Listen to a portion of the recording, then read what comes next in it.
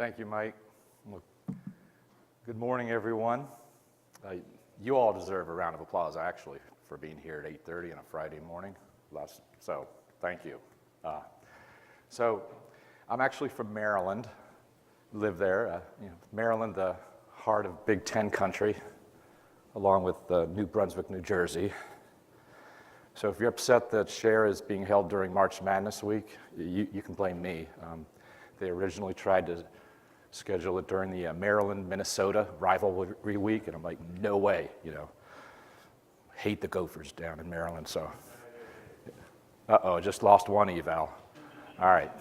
Anyway, I don't know about you. I'm not a morning person. I am groggy, so just real quick, a few mental calisthenics, okay? Speaking of Big Ten and basketball.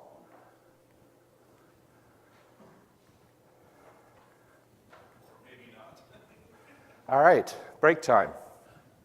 Mike, step one is turning it on. I do software, not hardware, most of the time. Let's see if that works better. All right, how many institutions of higher learning are in the Big Ten Conference? Anybody know? 12. Actually, it's, come on. It's actually 14. Looks like I'll be spending most of my time on this side of the room. How many institutions of higher learning are in the Big 12 Conference? Jen? 10.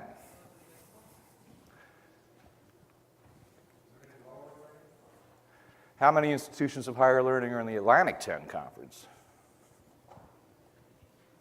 14. How many institutions in the Pac-12 Conference? That was actually a trick question. It's 12. All right, last one.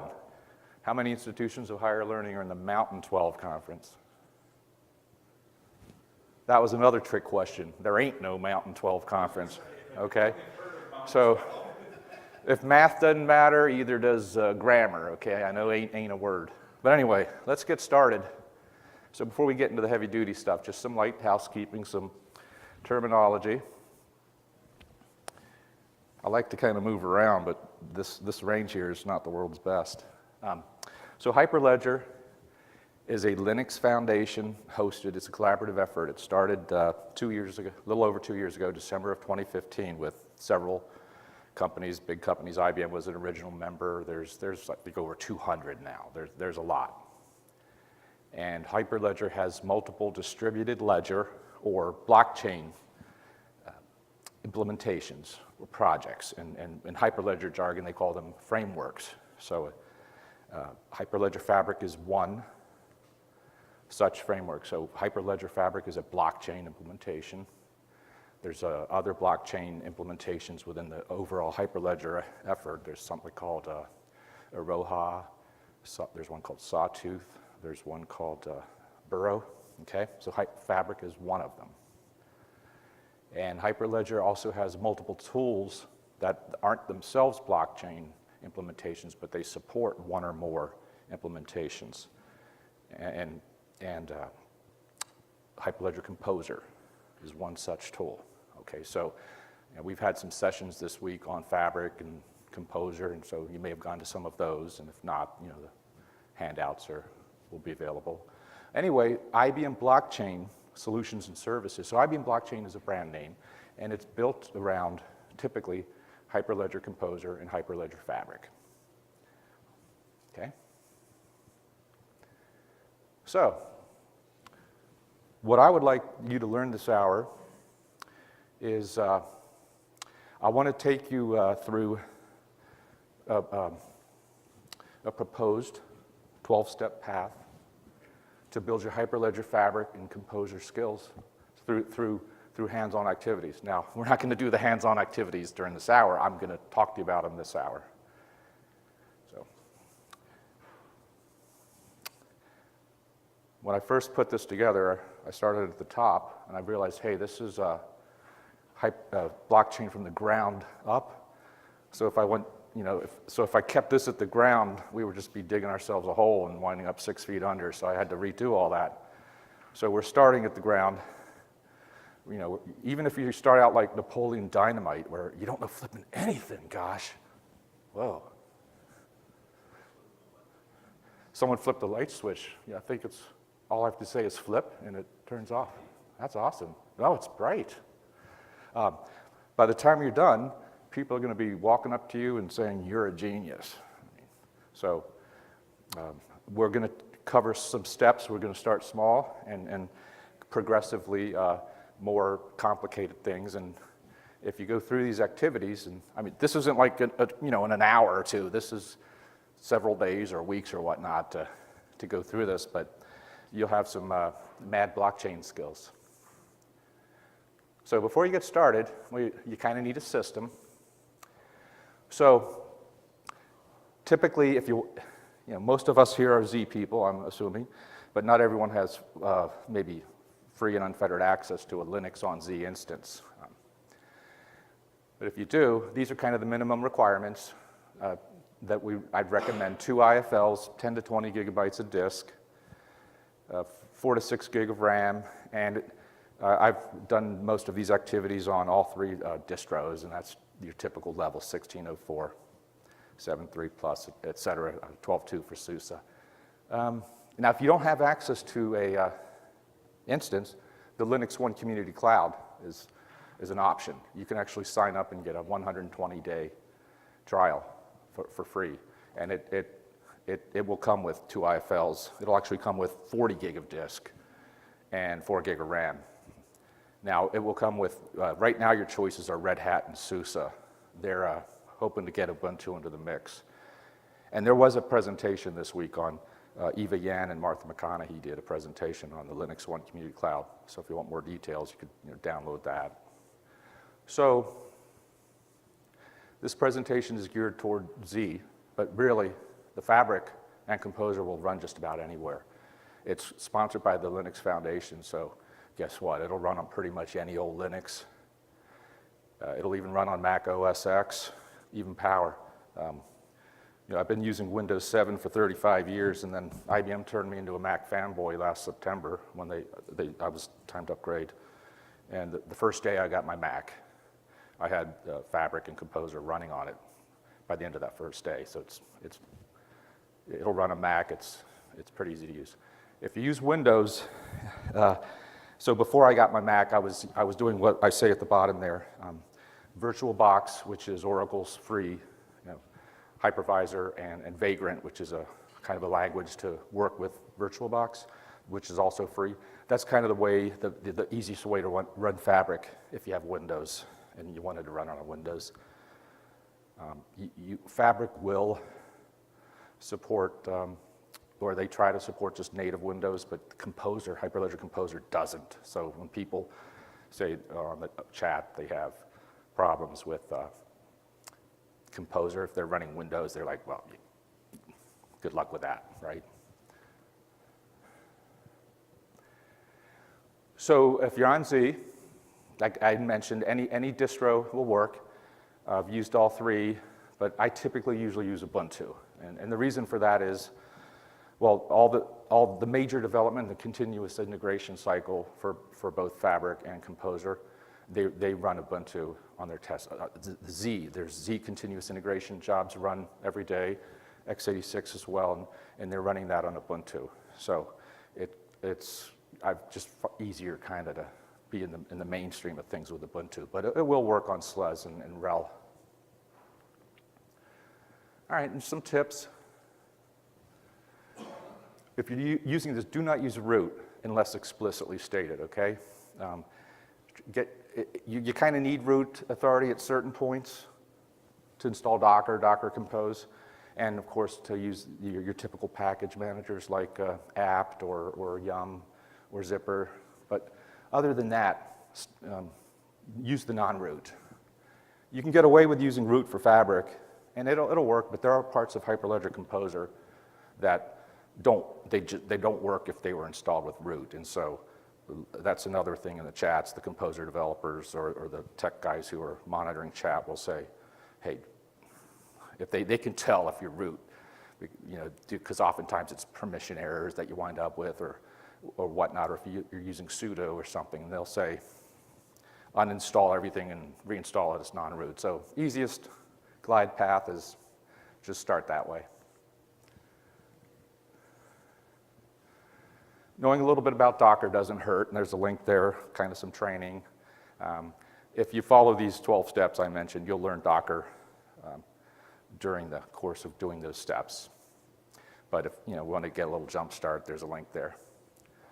And then that will take you to Rocket Chat. It's similar to Slack. I don't know, most of you probably heard of Slack. Not as many people have heard of Rocket Chat. It's really similar functionality.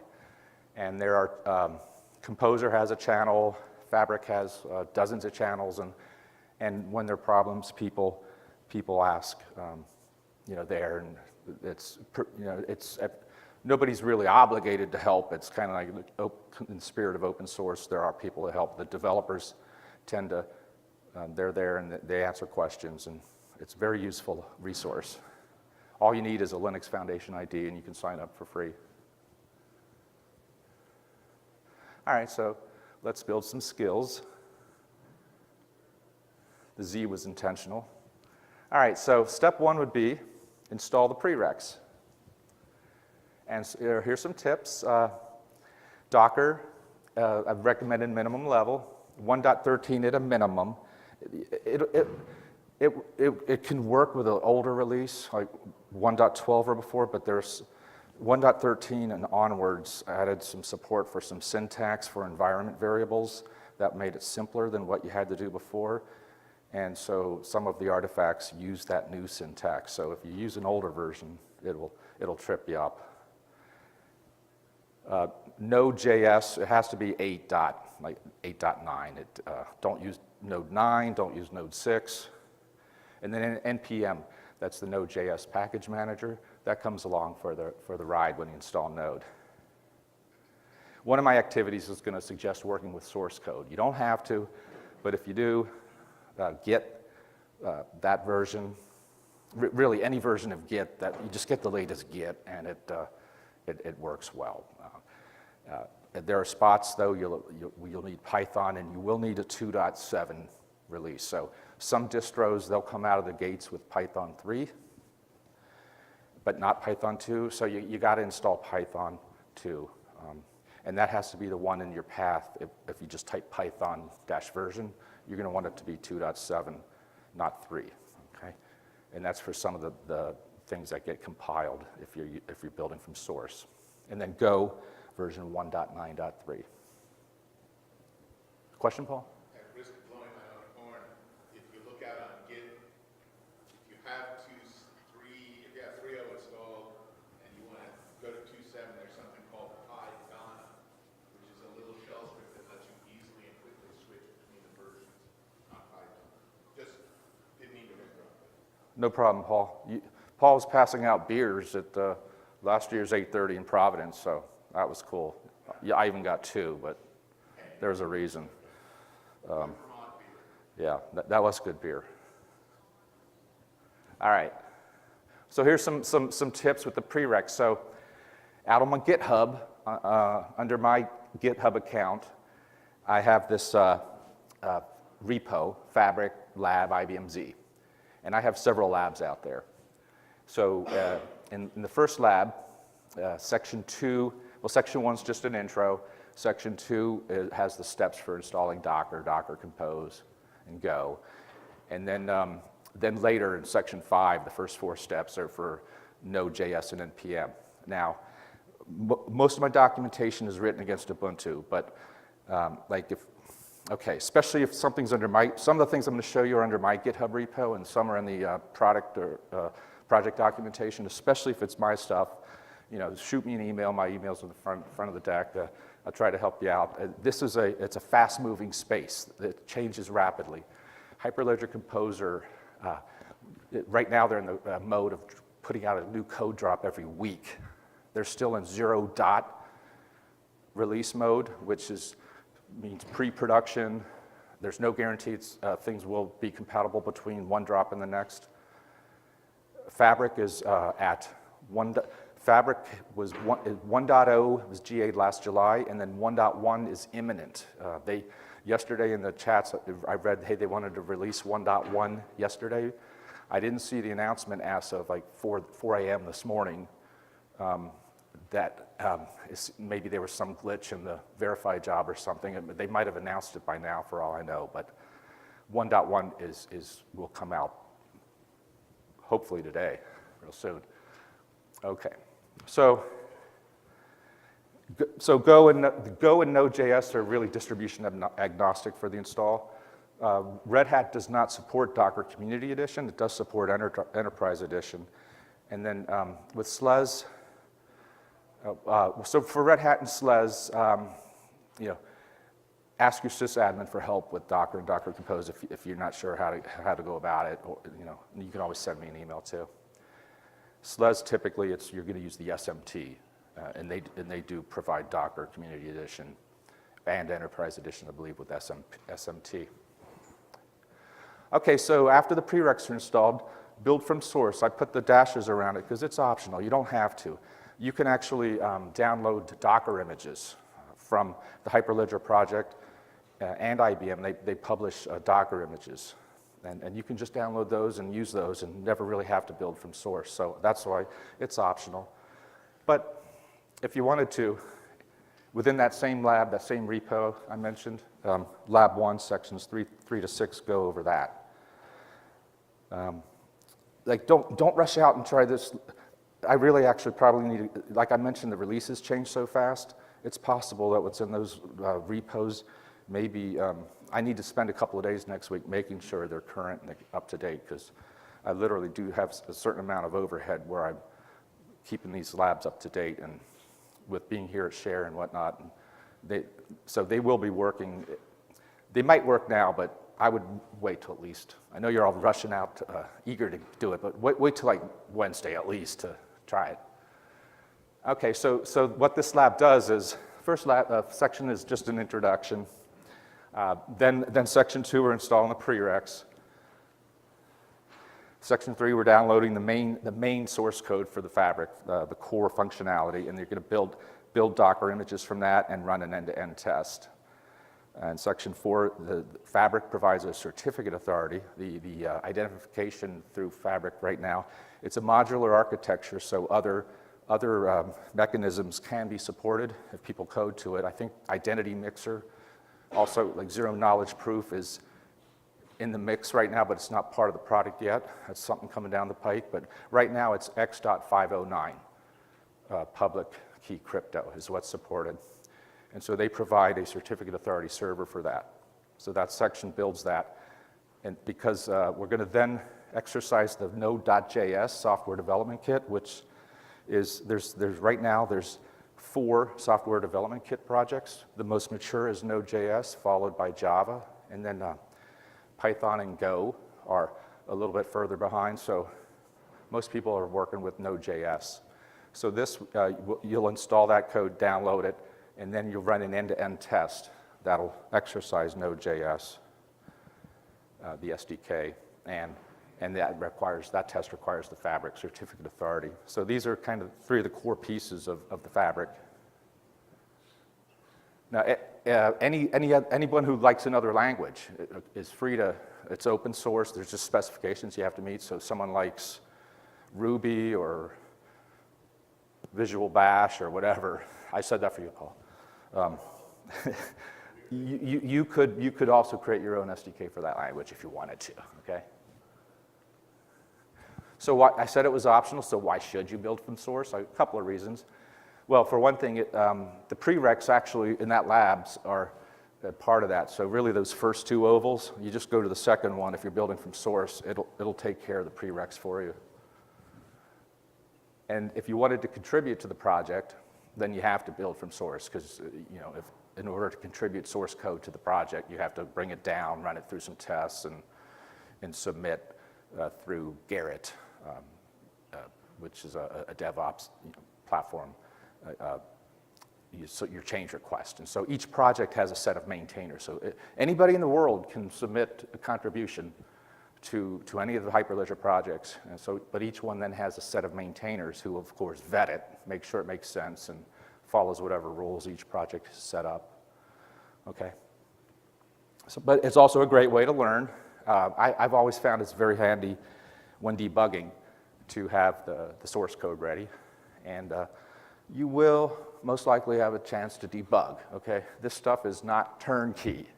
It's, you know, it's 0 dot something for Composer for a reason, and you know, Fabric is 1.0 is the production. But you know, if you had your choice of installing WAS 9 or WAS 1, you'd probably pick 9 to run in production, right? It's good stuff. It's getting better, but it's not turnkey. I kind of liken it to, it's kind of fitting, here Sacramento kind of built, you know, by the gold rush. I'm kind of a history buff too, and I read a book once about the gold rush, and when, you know, first struck in 1849 or whenever, people on the East Coast, the actually easiest way to get over to California was to get on a ship and sail all the way down past the tip of South America and back up to San Francisco Bay. It was too risky to stop in Panama and to cross. You'd get dysentery and the jungle and this and that, and the rail, you know, going across the continental U.S. was rough, right? So you know, Hyperledger Fabric Composer, it's early days, but if you're just like, I'm going to wait until the railroads are built, until I truck over to California, you might miss out on some of the gold. So people are you know, trying it now and using it, and depending on how brave you are, and there are people running it for production applications now, but a lot of people are still tire kicking and whatnot. Okay, and that's kind of the point of this pitch, because okay, blockchain is a team sport. It's been said you're going to have multiple organizations that are going to get together. But if your boss comes to you and says, hey, I want you to learn about the Fabric, you're probably not going to say to her, well, wait until we get like 5 of our frenemies together and we go through all the hassle and agree on what we're going to do and set contracts in place. Then I'll start learning about it. That might not fly so well. So this is a chance for you to learn this stuff and be ready for the day when you want to use it for real useful production things. All right, another reason for source is I mentioned like zero knowledge proof, they're experimental features. These are things that maybe you have to set a flag when you compile in order to use them. Since they're considered experimental, they're not in any published Docker images, so you would have to bring down the source to use that. It's quick and simple, and the next step is a little easier if you do it. So the next step is marbles. It's called marbles. So I have a marbles lab, and same repo, labs 2 and 3. Now, lab 2 gets into the belly of the beast of the Hyperledger Fabric CLI. It's a good lab. It's intense. You learn a lot about the life cycle of a chain code or smart contract, where you instantiate chain code and install it and create channels. It's hardcore, right, Garrett? It's pretty good stuff. It's deep. So this really could have been one lab, but I kind of broke it out. But lab 3 is putting the GUI in front of it. So the purpose of this lab is you're trading marbles that represent any asset. They could just be, could represent bonds or vehicles or whatnot. So the particular stock lab, it's marbles. So why should you waste your time playing with marbles? It's kind of the de facto Hello World application for the Fabric project. And Hyperledger Composer sits on top of Fabric, offers a business level abstraction. And at this level, we haven't gotten to Composer yet. We're down at the Fabric level, where it's kind of analogous to, it's not a perfect analogy, but coding chain code smart contracts at the Fabric level is kind of like coding assembler language, versus using Composer might be like a high-level language like Composer. It's just easier. But even if you say, I don't want to code at the low level, I just want to use Composer at the high level, oftentimes if you have issues running Composer, the first thing the Composer people will say, well, have you run the Marbles app just to prove that you have a working and network to make sure your underlying infrastructure is set up correctly. So there's value in using it. Okay, so I'm assuming here that you've built from source, so that's why those 2 steps are both optional. But and like I mentioned, the lab works. You can learn a lot, but you have to follow the instructions. The commands are very arcane. Copy and paste is your friend, but read the instructions carefully because it's easy to get twisted up if you don't. But that's kind of the fun. I give this lab we provide education. We do the labs in person, and it's almost a challenge. Like find a way to stump me, and so far I've been able to figure everything out. But if there's some students who they'll find every possible way to go off the reservation, but it's fun. So take your time and learn from it. All right. Now, step 4 is this is stock. This is from the Hyperledger Fabric documentation. It's a little tutorial. It's called Build Your First Network, or BYFN. So some tips for that.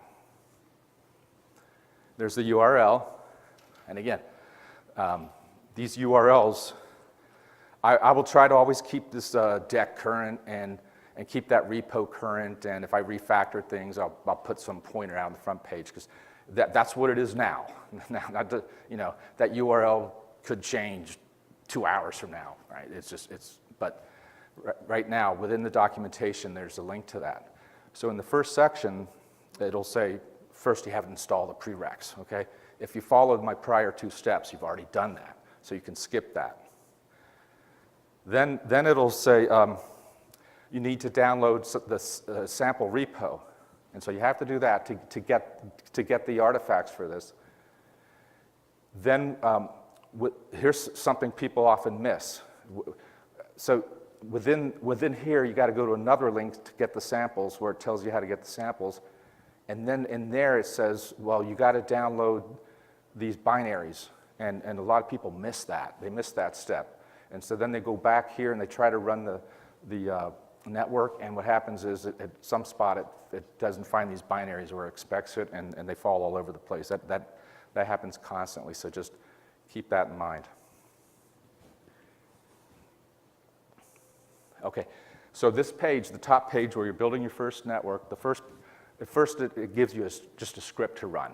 You run the script, and it's either going to come back in big block letters, excellent, or bogus if something goes wrong.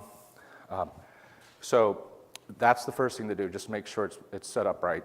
At that point, the second part of the page, it basically breaks down all these commands that the script did.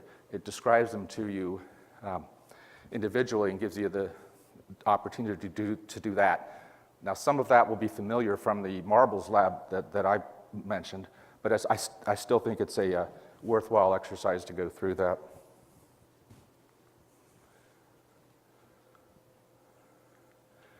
After that, there's another stock from Hyperledger Fabric doc. It's called Write Your First Application. So it's geared more towards a developer. So that the initials for that are WYFA. Right? You'll see that. So write your first app tips. There's the URL.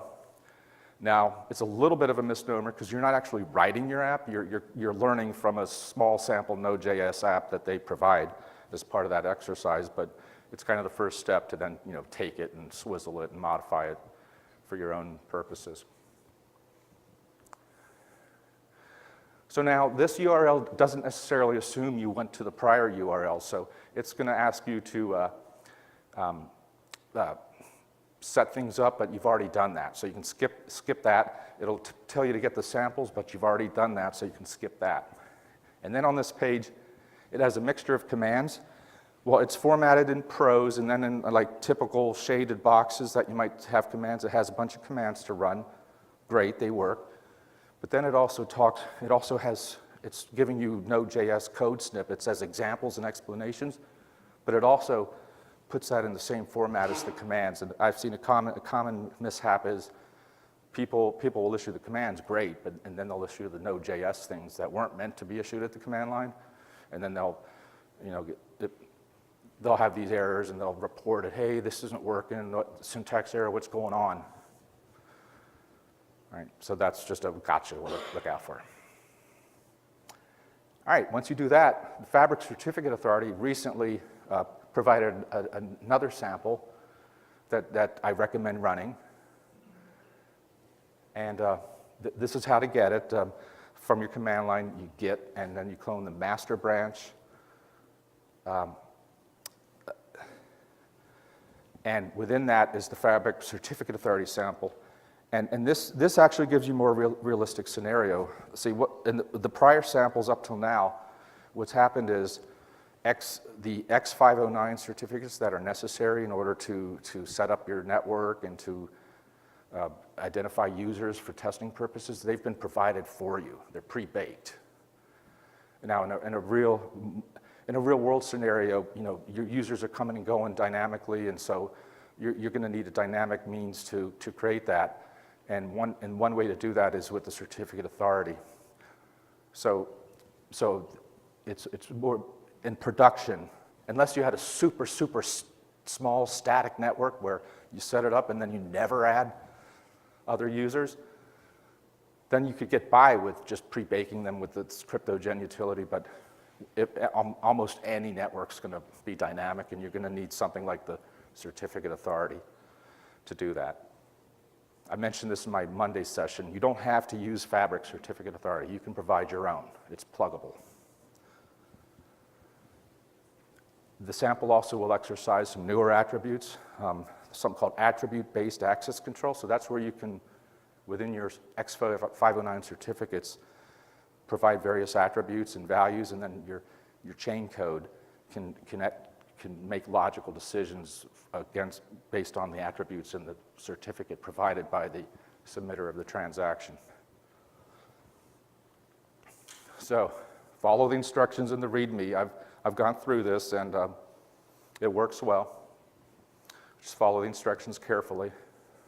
Now, one thing about this, it provides a sample script, and so you follow instructions, you run the script, and it'll come back and say it's successful or not, and if it's successful, good. So, and it'll exercise all these things, but if you really want to, I recommend you, and if you're really into it and want to learn more about what's going on, just dive into the bash scripts and whatnot and learn more. It's, the sky is the limit on how deep you can go. Oh, excuse me. Okay, so now we're getting into Hyperledger Composer. Okay, so after you do this, I'd recommend starting with Hyperledger Composer tutorials. The Hyperledger Composer team have nailed it. Now that's the Queen's English, have nailed it. In the US, we say the Hyperledger Composer team has nailed it, but that's a homage to the UK, where all the key developers for Composer are in Hursley. It's also an homage to Jennifer, who's leaving us from the US for the UK soon because she's engaged. Congratulations. And she's wearing a diamond ring that's Everledger, one of the first use cases for blockchain. They keep their diamonds and from the provenance of the diamonds from the mine to the finger, so that they're not blood diamonds or anything like that. So Jennifer is a blockchain user and teacher and expert. So congratulations, Jennifer. The U.S.'s loss is the U.K.'s gain. But anyway, most of the guys are in Hursley, but again, most of them are IBMers. But there's some non-IBMers, and they want more people. They want more people to contribute. That's actually kind of a sign of the health of a project. Is it just one company monopolizing this? And they don't like that. They prefer to have a diverse group of contributors. They have really good documentation. So if you go to their doc and you click on tutorials, there's like 5 of them. Now I recommend to do the first 4. One's a Hyperledger Composer Playground. There's a part in the tutorial that says, if you'd like to run it locally, let's click here. I recommend skipping that and just running it off of an instance that the Composer people have provided on the IBM Cloud, on what formerly called Bluemix. And I'm only saying skip it because we'll be installing it later if you follow this path, okay?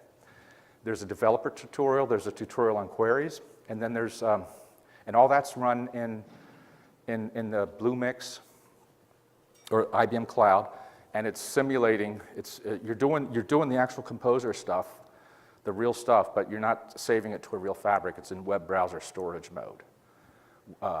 Then the fourth tutorial, you're actually going to you're going to deploy to an actual fabric and have playground artifacts toggle with the fabric.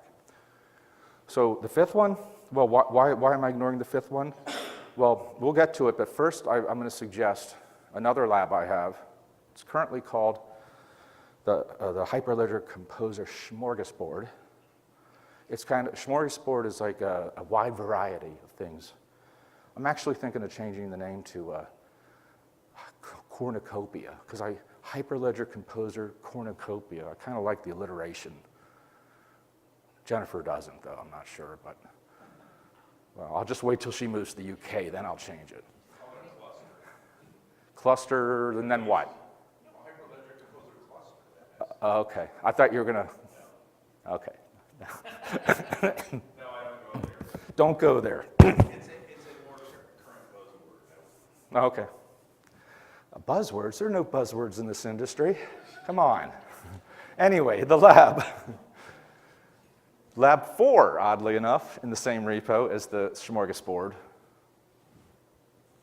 or cornucopia. All right. First thing you'll do is install the command line interface for Composer. So Fabric has a command line interface, so does Composer. Then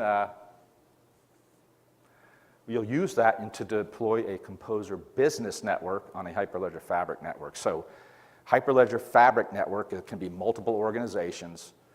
And just think of it like Kix. You can install multiple applications on Kix, right? So you can install multiple, if you're not using Composer, you can install multiple chain code or smart contracts on the Fabric network. Well, Composer, when you use Composer, they call their apps business networks. So you can install multiple business networks on a Hyperledger Fabric network. So the terminology gets a little confusing. It tends to overlap. I think that would make a good share presentation, would be sorting out the overlap between Composer terminology and Fabric terminology, because, you know. Then at this point, we'll install the Hyperledger Composer Playground locally, but we'll use it in still web browser mode. So we won't be saving any information to the Fabric. We'll just be still just storing things in the web browser. Then we'll install and use the Hyperledger Composer REST server. So Composer provides a Node.js API. So if you're writing Node.js programs, you can use that directly. But for other languages, the intended method is you use the Composer REST server. And that pretty much any language can make a REST call, right? So that's what that's intended for. So it's intended for production usage. Also part of the lab, Composer provides through a tool called Yeoman, they provide it will generate an Angular.js based application. It will actually read the Hyperledger Composer business network definitions, and then it creates a simple Angular.js based GUI. And so it's really meant for learning and development and whatnot. But it's a pretty cool tool. Then the lab directs you to use the playground, but not just in web browser mode, but in talking to a live actual fabric. Okay. Once you've done that, Composer people have provided a tutorial to deploy onto multiple organizations. So, and any real blockchain network is going to have multiple organizations. It doesn't really make sense to have a network with only one organization. You might as well just use a database for whatever. But when you get started with Composer, they provide us some sample artifacts to just stand up a simple single organization network so that you just get it started really quick and focus on the Composer pieces and not worry about the underlying fabric. But eventually you're going to want to run Composer on multiple organizations, and the tutorial there guides you through that. Again, I can't say enough how impressed I am with their documentation. And well, the Fabric documentation is actually improving rapidly. They started a documentation working group. It sort of tended to be a little obtuse at the beginning, and some of the complex parts were kind of just written and just long things of prose. And like the developers who wrote it, of course, it's like you write your own code. You don't need comments. It's self-documenting, right? And some of the documentation I found, you try to read through some difficult concepts, and by the time you're done reading it, it didn't clear your mind up that much. But they formed a documentation working group, and I've seen some of the stuff. I'm not sure if it's been committed to the main repos yet, but it's coming down the pike, and they've written up some of the more complex stuff and clarified it and added more pictures and whatnot. And so they're doing a great job too. So documentation is doing good and getting better. But so anyway, so the multi-organization, that fifth tutorial, when I mentioned it first, do the first 4. This is the 5th one, and it's worth doing. And then at that point, we're going to set aside Composer for a second, and we're going to go back to just a fabric-based activity of adding an organization to an existing network. So this would be the equivalent of, I've got five banks, Wells Fargo, Union Pacific, Golden One Credit Union, whomever, get together, they decide, let's do some business together in a blockchain. They set up a network, everything's hunky-dory, and then maybe a US bank comes along and says, hey, I'd like to take part of this. So then you have to add an organization to an existing network. So this is a Fabric tutorial. So we're back into the Fabric documentation, and they provide a tutorial on how to do that. And they have an easy way at the top. Run this script, and it'll attempt to bring it in. And again, typically you'll know whether it worked or not. And if it works, that's great, all right? That's what you want it to do. Now, fasten your seatbelt, keep your hands in the vehicle at all times, because if you want to go past the easy way, I call this the OMG, what have I gotten myself into way. Okay, this is like hardcore, how to do this manually. It is not for the faint of heart. But you will learn a boatload if you do the manual steps. What you'll learn is, hey, where do I sign up for the IBM blockchain platform on the cloud? Because I don't want to do all this stuff. Let's see, I should mention IBM blockchain platform that runs on the IBM cloud. A lot of these things that you were doing here, it provides these nice graphical interfaces and GUI ways, instead of going through this painful, like if you were to go here and look there, your eyes would, you'd be like Yosemite Sam in the cartoons, steam coming out of your ears and whatnot. And, if you go through this, and I've gone through this, that explains a lot, I think. But if you're on the IBM blockchain platform, you just click a button, everything's done for you. But what's the fun in that, right? I kind of like, the analogy is, you can buy a car, lease a car, and drive that car for decades and really not know how it works and how the engine works and all the different parts work. But if you just want to tinker, you want to see how the engine works, or how the exhaust system or whatever works, then you want to dig down into this stuff. So in the IBM blockchain platform, all that stuff's happening behind the scenes for you. But not everyone wants to run in the cloud. A lot of clients are interested in running it on their own premises, and if you do that, then you are going to know this anyway. So it's good stuff. Okay, so so after that, there's something. It's a tool. It's called the Performance Traffic Engine, and that's also out on a repo. And that's for doing some stress testing. So there's the URL for it. Again, you can see, so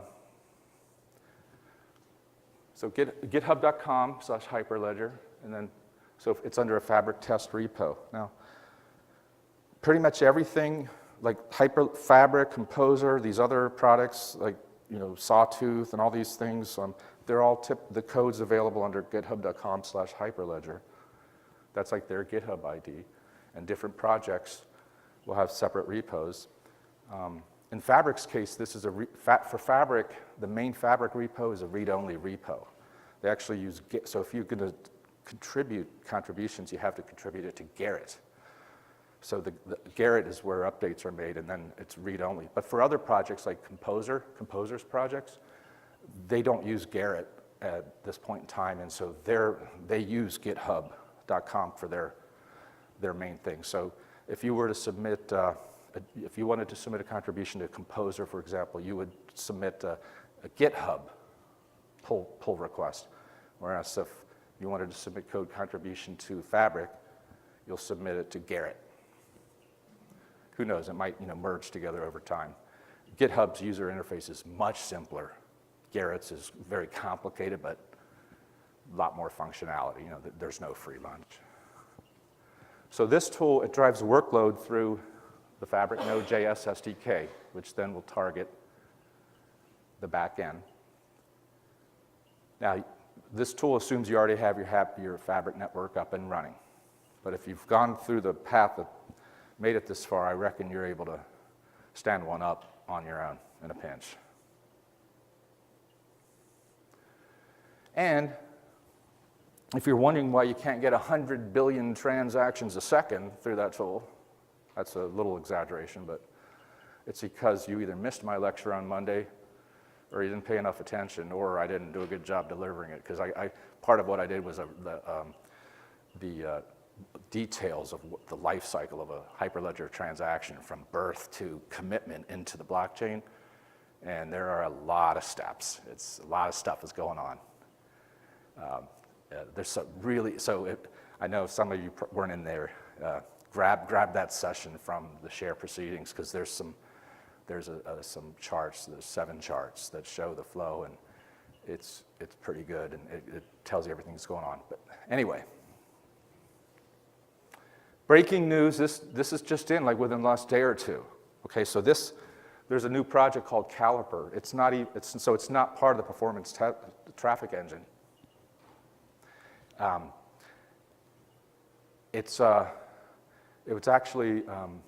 It was just accepted by the Hyperledger Steering Committee as another project. So the project typically, when it comes in, it's in incubator status, and then once it reaches a certain level of maturity, whatnot, it becomes, I'm not sure of the terminology for maybe just an official project. So I'm not sure of the terminology after it leaves incubator status and graduates to whatever, but robust status. But so Fabric is that robust status, and I think Composer, not sure if they're there yet. If not, they're really close.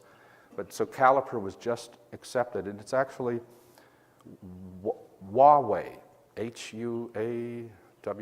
It's a large Chinese, I guess, huge. You've heard of them, Vlad?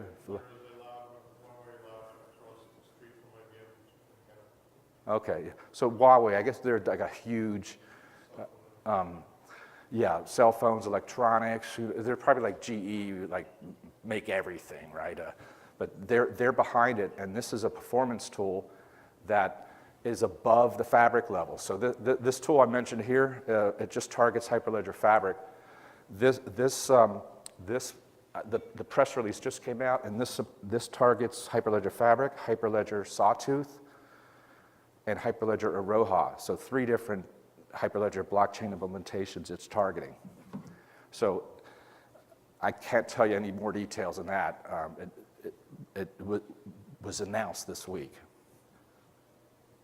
But so it's something that may be worth, I know I'll probably be asked to look into it, and it sounds interesting. So then the final step, so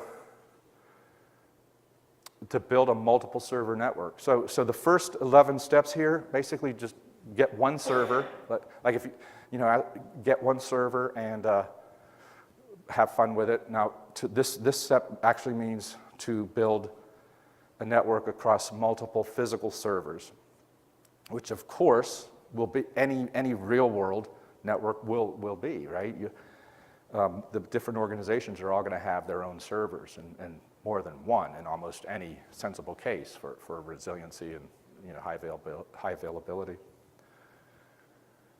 So, and then, you know, the Hyperledger Fabric network is you know, Bitcoin, there's just one network worldwide. Ethereum, there's one network, right?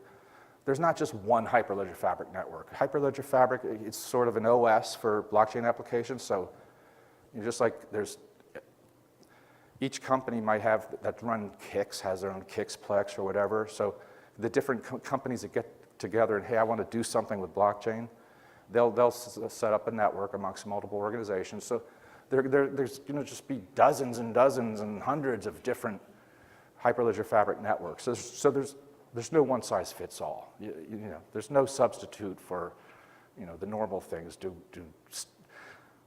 planning and stress testing and things like that. So there's no official guide. That's a question that gets asked a lot. Well, how big should my nodes be? Well, it depends, right? It's like the old children's joke. How many balls of yarn does it take to get to the moon? One if it's big enough. That actually didn't make sense. But there's just really no official guide at this point. So, but there is one spot. There's one of the Hyperledger Fabric developers, I think he's in Haifa, Israel, Yaakov Manovich. He put together a repo, and it's sort of the de facto, you know, unofficial reference. When people ask about this, they're often pointed here. Try this. And what it is basically some scripts and things that guide you through setting things up to run on multiple machines.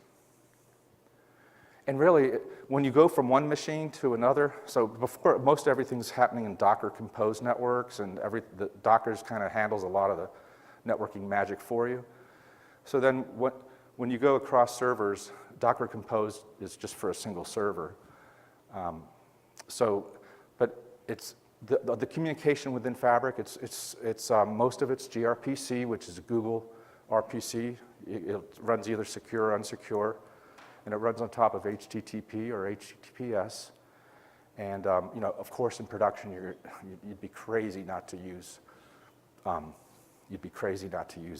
HTTPS and gRPCS instead of HTTP and gRPC. But anyway, the magic to getting things working across multiple servers is often, you know, it's just getting the networking right. There's a lot of variables, a lot of ways to trip up, and so you want to be on, if you're not a network guru yourself, you want to make sure you stay in good graces with your network administrator. You may need their help, and Linux sysadmins as well. There's another project. It's a little more advanced. So the Yaakov's script is basically, he's like showing you what variables you need to change, and here's where you change from, you know, local host to the actual IP if you're spanning servers. So it's sort of, you know, roll your own. But there's another Hyperledger project called Cello, and they're also working on deploying multiple server using different tools like Kubernetes or Docker Swarm to do that. Okay, so it's a little more advanced.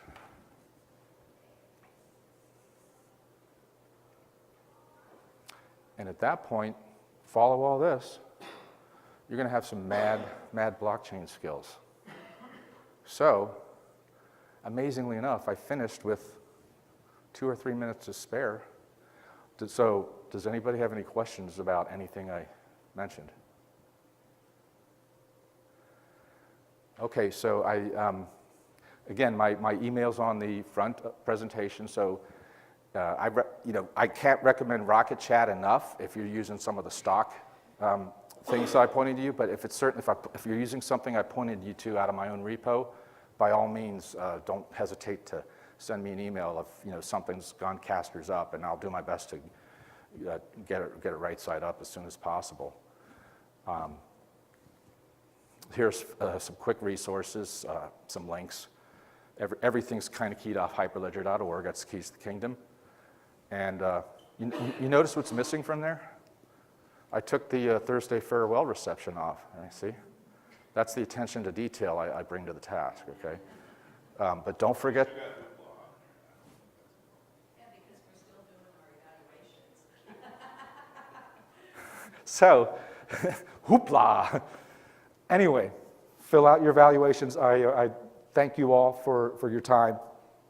Have safe travels back to wherever you're going. And again, thank you. Because we share. Because we share.